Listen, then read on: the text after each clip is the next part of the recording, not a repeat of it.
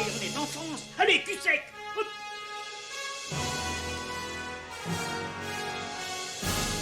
Personne ne peut le croire et pourtant c'est vrai, ils existent, ils sont là, Tarnatata. Le glow. Il faut qu'on pète.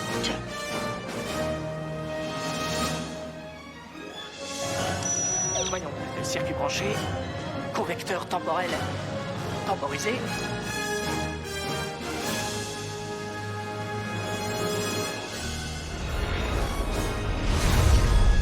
Bienvenue sur Histoire d'en dire plus.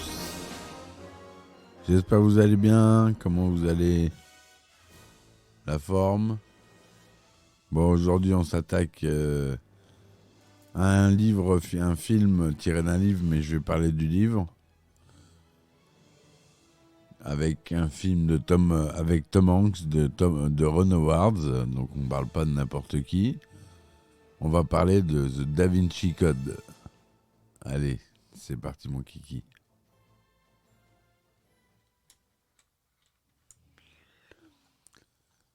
Alors, The Da Vinci Code, ou The Da Vinci Code en anglais, est un roman écrit par l'américain Dan Brown, publié en 2003, composé de 105 chapitres et composant le deuxième volet de la pentalogie du personnage de fiction Robert Langdon, joué par Tom Hanks dans les films. Le titre de la première édition francophone était Le Code de Vinci. Il est adapté au cinéma par Ron Howard en 2006. Les thèses du roman sont largement inspirées par L'énigme sacrée, un essai publié en 1982 par 3 journalistes britanniques, Henry Lincoln, Michael Bates et Richard Leigh. Best-seller, le livre s'est vendu à 86 millions d'exemplaires dans le monde. Donc le résumé à la fois du film, puisqu'il retrace bien l'histoire donc, du film et du roman. Robert Langdon, un symbologue américain, est entraîné malgré lui lors d'un voyage à Paris dans l'affaire du meurtre de Jacques Saunière, conservateur au musée du Louvre. Langdon est soupçonné du meurtre, principalement à cause d'un message que Saunière a écrit sur le sol avant de mourir, s'achevant par la phrase « PS, trouvez Robert Langdon ». Seule Sophie Neveu, cryptologue et petite-fille de Saunière, croit en l'innocence de l'Américain. Persuadé que le message de son grand-père s'adresse à elle en particulier, Neveu demande à Langdon de l'aider à en comprendre le sens, le message pouvant d'ailleurs leur permettre de comprendre qui est le vrai meurtrier. En retour, elle l'aide à échapper au commissaire Fache, lancé à ses trousses. Langdon et Neveu découvrent par la suite que Saunière a été à la tête du prieuré de Sion, une ancienne et puissante confrérie, et qu'il a été assassiné par un membre de l'Opus Dei. L'assassin voulait protéger un secret dont le conservateur du Louvre avait connaissance. Un secret susceptible d'ébranler les fondements de la foi chrétienne. Jésus de Nazareth aurait eu un enfant avec Marie-Madeleine. Touché d'une balle dans le ventre, agonisant, Saunière a eu peur que le secret ne se perde après sa mort et a donc cherché à le transmettre à sa petite-fille. Pour cela, il a écrit sur le sol un message abscon, espérant qu'elle seule pourrait le comprendre, à condition qu'elle soit aidée par le symbologiste Langdon, qu'il connaissait et qui en avait toute confiance. D'où le message « Trouvez Robert Langdon » en fait, qui est nullement une accusation en fait.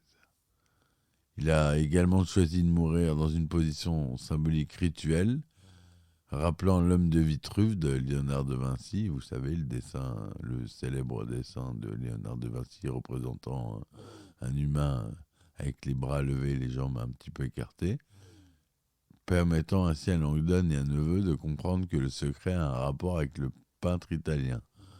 En effet, celui-ci aurait été le chef du prieuré de Sion et aurait cherché à exprimer à travers ses œuvres, de façon indirecte, ses idées sur la nature de la relation entre Jésus et Marie-Madeleine. Le thème central du Da Vinci Code est la lutte secrète entre les instances dirigeante de l'Église catholique romaine et le prieuré de Sion. L'objet de cette lutte est un secret connu de deux organisations, à savoir la paternité du Christ. La divulgation de ce secret menacerait le pouvoir de l'Église et risquerait d'ébranler les fondements de la civilisation occidentale. Soucieuse de conserver son pouvoir, l'Église semble donc chercher à détruire tout détenteur du fameux secret, dont le prieuré, tandis que les membres du prieuré luttent pour la préservation de ce même secret, qu'ils se transmettent de génération en génération. Sont par ailleurs évoquées en arrière-plan les deux idées selon lesquelles l'Église catholique, voulant acquérir et garder le pouvoir, s'est interposée et imposée comme intermédiaire entre l'homme et Dieu, et l'union sexuelle qui laisse toute la place à l'altérité homme-femme et qui est un moyen privilégié d'entrer en contact direct avec Dieu, voir la scène du hieros gamos, union sacrée, est déclarée péché. Donc voilà pour le résumé.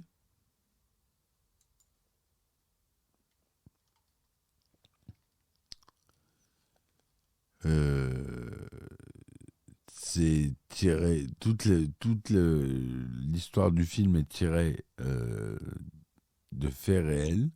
En fait, tout ce qu'il y a décrit dans le livre est techniquement vrai.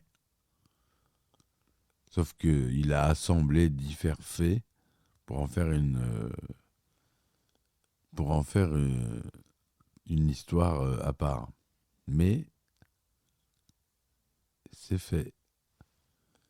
Donc, le film, c'est un thriller réalisé par Ron Howard, sorti en 2006. Il est sorti le mercredi 17 mai 2006 en France. Il a fait le même jour l'ouverture du Festival de Cannes. La sortie mondiale a eu lieu le 19 mai 2006. Il a reçu des critiques assez mitigées.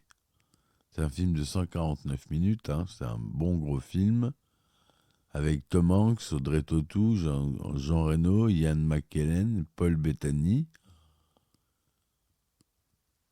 C'est produit par Imagine Entertainment, Sonic Pictures Entertainment, Columbia Pictures.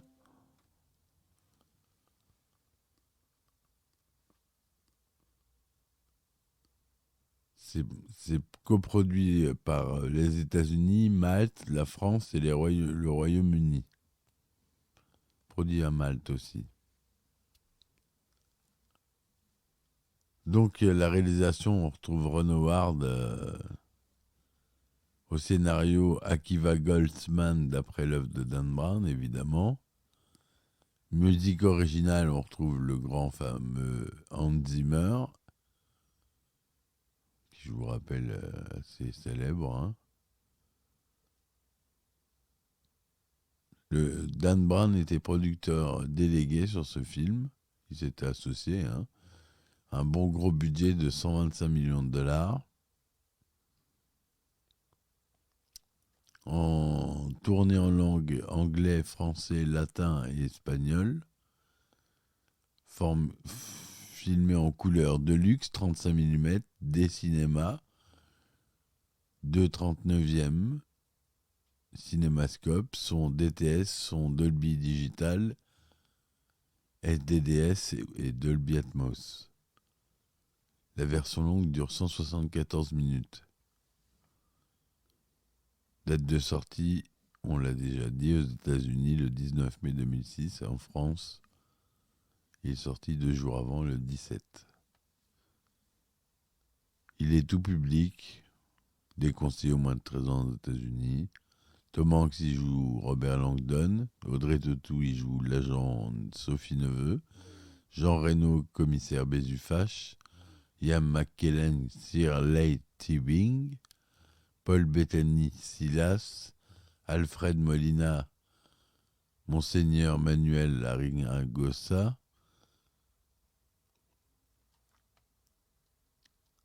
voilà ce qu'on a. Denis Podalides qui fait une apparition, Jean-Pierre Mariel,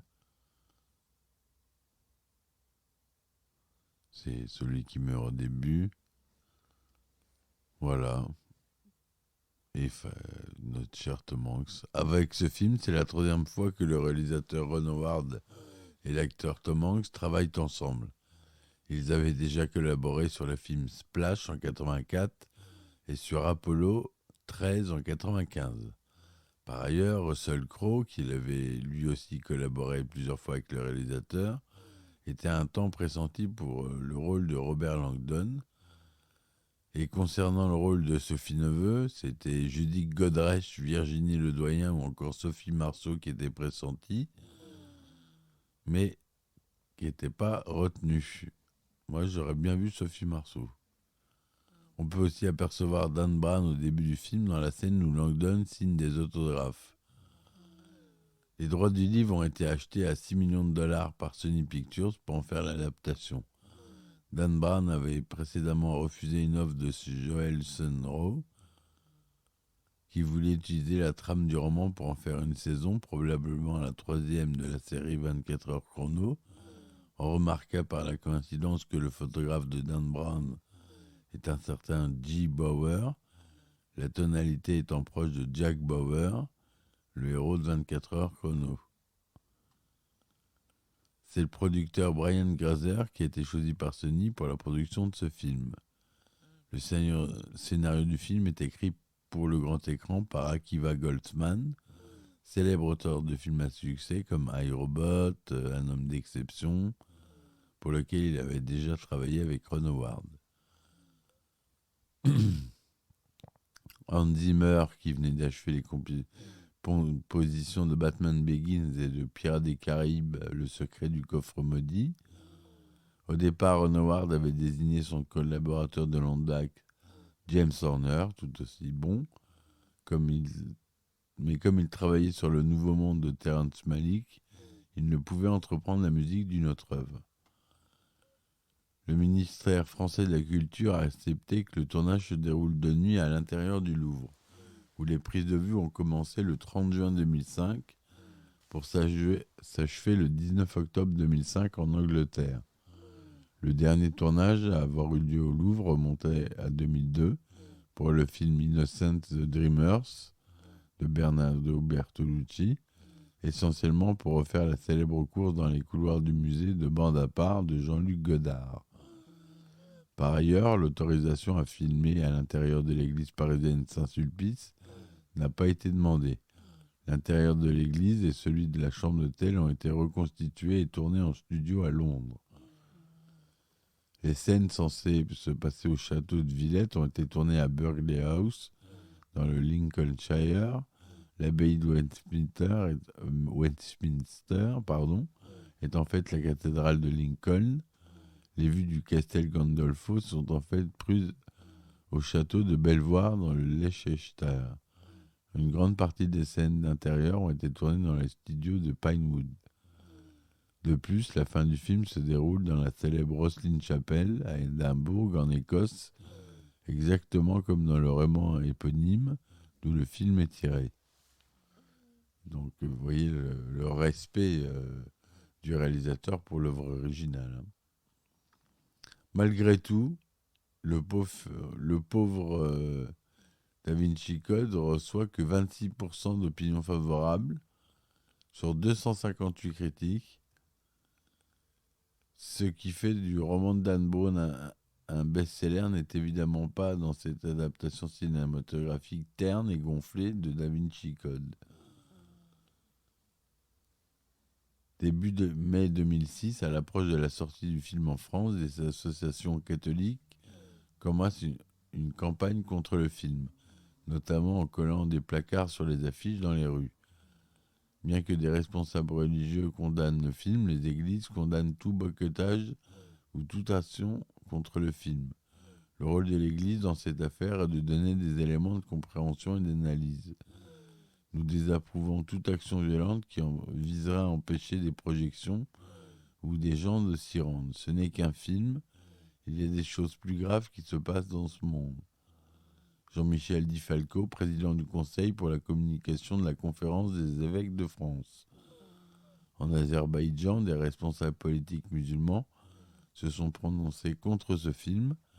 De même, en Thaïlande, pays à majorité bouddhiste, la Commission nationale de censure a recommandé de supprimer les 10 minutes qui sont importantes pour la compréhension du film.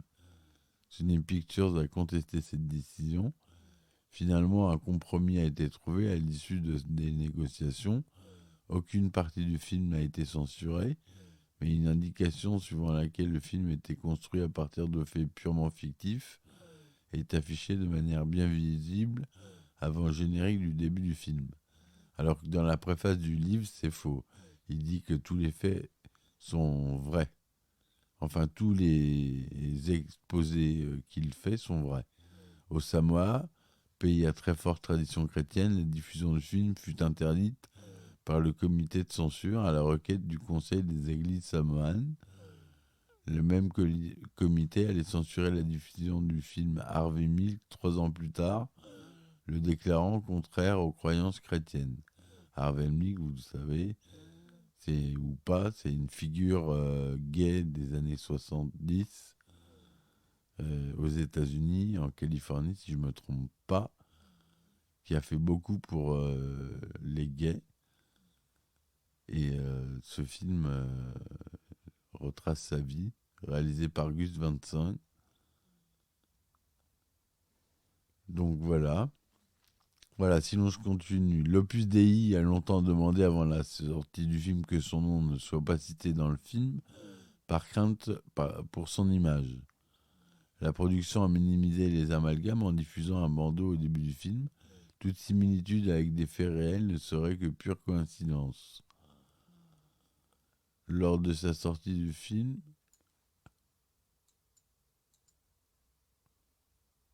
au cinéma, le monde entier, générant plus de 217 millions de dollars seulement aux États-Unis pour un budget de 125 millions de dollars, diffusé dans quelques 90 pays, il totalise 540 millions de dollars dans le reste de la planète, donnant au total 750 millions de dollars, un des plus gros succès dans l'industrie du cinéma. En France, ce sont 4 189 465 spectateurs qui sont allés voir le film, ce qui est pas mal. 4 millions, ça commence à faire en France. Le succès du film, comme de l'ouvrage, a eu un certain impact dans la culture populaire. 3 Français sur 10, selon un sondage d'opinion, seraient convaincus que les faits exposés sont réels, le tout dans un contexte d'attirance du public pour les questions ésotériques. Le film a été parodié dans l'épisode des Fantastiques Mystères de Pâques de la série américaine South Park, dans l'épisode Maggie's Eclipse de la série américaine Les Simpsons, et dans le film Big Movie, ainsi que dans un épisode d'American Dad. Entre 2006 et 2007, Da Vinci Code a été sélectionné 35 fois dans diverses catégories. Il a remporté 9 récompenses. Alors, il y a quelques différences entre le livre et le film, évidemment. À la banque zurichoise, Robert et Sophie se trompent une première fois de code en inscrivant la séquence de Fibonacci dans le désordre, telle qu'elle a été donnée par Jacques Sonnier avant sa mort. Dans le film, la séquence est entrée correctement du premier coup. Dans le livre, le cryptexte est plus complexe qu'il n'y paraît. Il est assemblé comme des poupées russes. En effet, ce dernier s'ouvre avec le mot Sophia et montre qu'il en cachait un autre plus petit. Dans le film, le cryptexte s'ouvre avec une seule énigme. Dans le livre, on peut comprendre où se trouve la vraie bombe d'Isaac Newton. Rambert Langdon et Sophie Neveu se rendent dans une bibliothèque publique. Dans le film, nos deux héros trouvent la solution grâce à un portable connecté à Internet. L'histoire se termine dans la chapelle Rosslyn. Dans le livre, les deux héros trouvent de nombreux documents sur le Saint Graal, conservés par les membres du prieuré. Sophie découvre alors qu'elle a un frère et qu'ils forment à eux deux les descendants de Jésus-Christ et de Marie-Madeleine. Dans le livre, Sophie est la seule survivante de la lignée. Voilà. Il y a eu un jeu vidéo d'Electronic Arts qui est sorti en même temps que le film. Il y a eu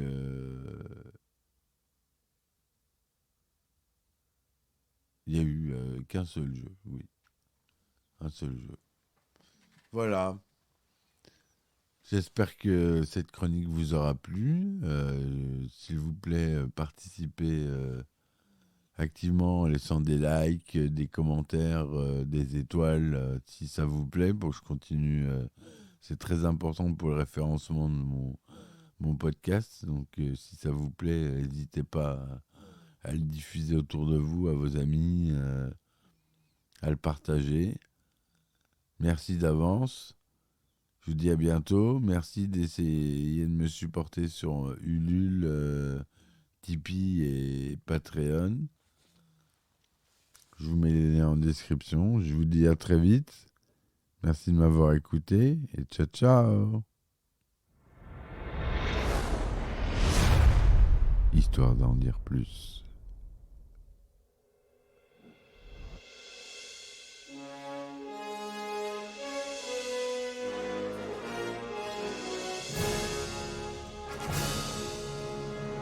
Eh ben attendez, on est en France. Allez, cul sec. Hop.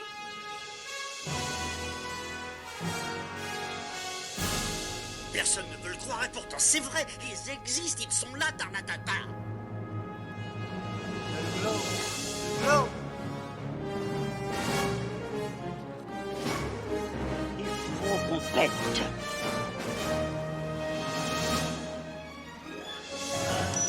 Voyons, circuit branché, correcteur temporel temporisé,